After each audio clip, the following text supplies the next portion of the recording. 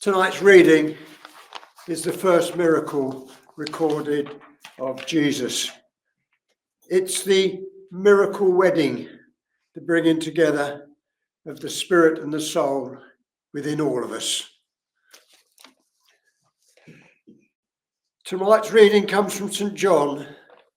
The symbol of St. John is the eagle that rises to great heights and soars in the sky. John is the man of God who speaks to the soul of the world.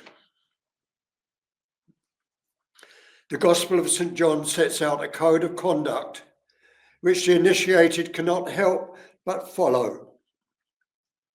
When illumination comes, there is only one way in which it is possible to live, and that is by spontaneous love, kindness, and gentleness to all creation.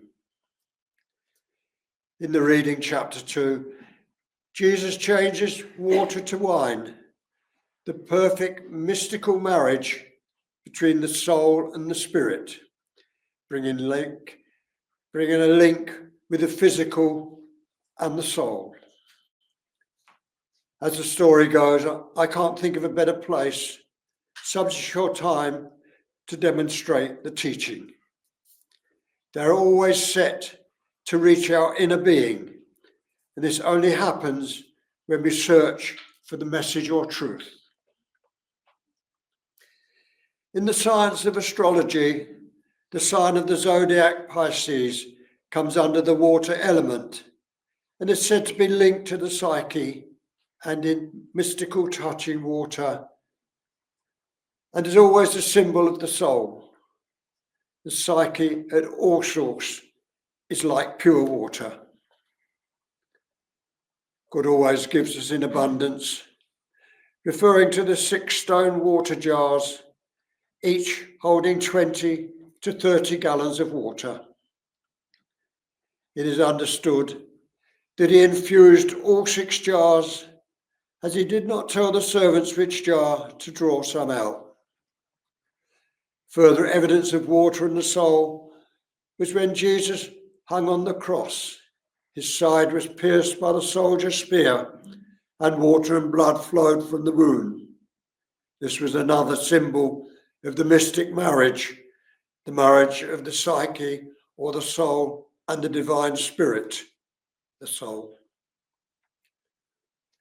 You'll notice in the reading, the governor of the feast commented that the infused water, the divine wine, was better than their best wine served at the beginning of the feast. This tells us that what we have yet to come in our afterlife is far greater, more beautiful, and more enjoyable than we can even imagine here on earth. Further, when Jesus' mother said to them, "They have no more wine," it is believed what is said, "Let us share what we have. What is mine is thine too." What they had in common was mother, and Jesus was the Spirit of Christ. Although the message I bring in tonight's reading is that water that represents the soul is infused with divine fire, the fire element of eternal life, the Christ life. The best is yet to come. When we are raised from material to divine spiritual, there are always more messages for those who seek them. Seek and you will find. Tonight's reading, St. John 2, Jesus changes water into wine. On the 3rd day, a wedding took place in Cana in Galilee. Jesus' mother was there, and Jesus and his disciples had also been invited to the wedding. When the wine was gone, Jesus' mother said to him, "They have no more wine." "Woman, why do you involve me?" Jesus replied. "Our hour has not yet come." His mother said to the servants, "Do whatever he tells you." Nearby stood 6 stone water jars, the kind used by the Jews for ceremonial washing, each holding from 20 to 30 gallons. Jesus said to the servants, fill the jars with water. So they filled them to the brim. Then he told them, now draw some out and take it to the master of the banquet. They did so. And the master of the banquet tested the water that had been turned into wine. He did not realize where it had come from, though the servants who had drawn the water knew.